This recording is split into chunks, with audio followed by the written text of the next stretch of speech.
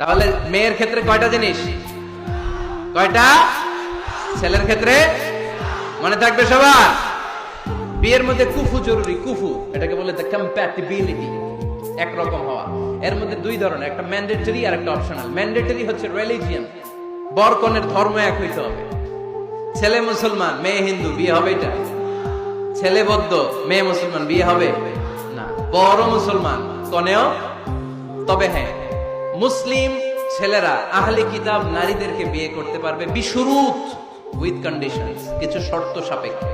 যদি এমন পরিস্থিতি হয়, স্থানীয় মুফতিদের কাছ থেকে জেনে নেবেন কি কি শর্তের আলোকে বিয়ে করতে পারবে। কিন্তু ধর্ম যদি ভিন্ন হয় তাহলে বিয়ে হবে, এটা কম্পালসারি, এটা লাগবেই। আর যেটা অপশনাল, এটা হচ্ছে social status, financial status, natural defects. Like প্রধানমন্ত্রীর ছেলে যদি মুচির মেয়েরে বা মেথরের মেয়েরে বিয়ে করে, বিয়েটা জায়েজ, কিন্তু এই বিয়ে টিকার কথা না, কারণ স্ট্যাটাসে মিলার দরকার আছে না নাই?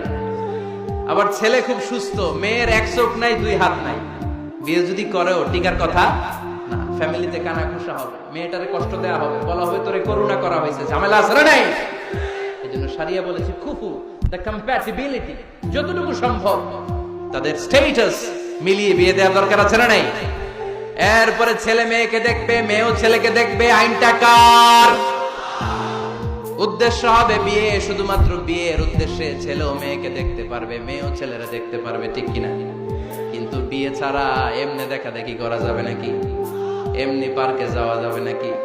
এমনি 14ই ফেব্রুয়ারিতে ঘোরা যাবে? 14ই ফেব্রুয়ারি আছে নাকি ফরিদপুরে? কি নাম এটার?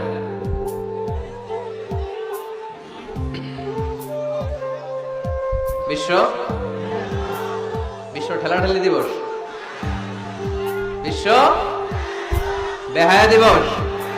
এই ভ্যালেন্টাইন্স ডে রে আজকে আমরা নো বলে দিলাম। কি বলে দিলাম? ফরিদপুরে যেন এগুলো না ঢুকতে পারে। এজন্য বিয়ের আগে একে অপরকে দেখে নেয়া, জেনে নেয়া, এটা সুন্নাত। কিভাবে দেখতে পারেন? ডিসেন্ট ফটো শেয়ারিং, ভালো ফটো শেয়ার হতে পারে। ছেলে মেয়ের ছবি দেখবে, মেয়ে ছেলের ছবি দেখে সিদ্ধান্ত নিবে যে তাদের সাথে সরাসরি সাক্ষাৎ হবে কিনা। যদি সিদ্ধান্ত নেয় যে এই বিয়েতে আমরা আগাবো, then face to face meeting, but it should be public, not private. Not in the locked room, আবদ্ধ রুমের ভেতরে হতে পারবে না।